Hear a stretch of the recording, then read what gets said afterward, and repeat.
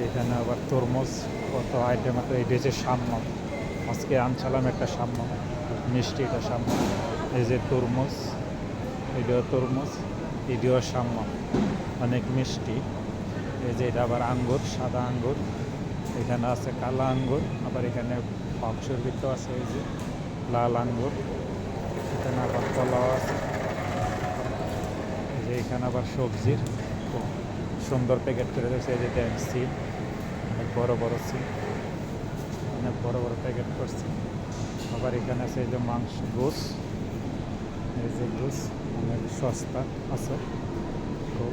এই যে আবার এই যে খাসির পায়া, এই যে গোসের বুঝছেন, বিশাল বড় গোসের দোকান।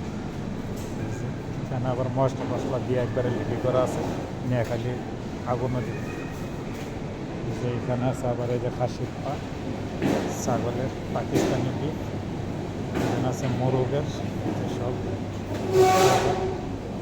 এখানে আবার টমেটো আছে, এই যে দেখেন কত সুন্দর প্যাকেট করছে, কত ডিজাইনের টমেটো।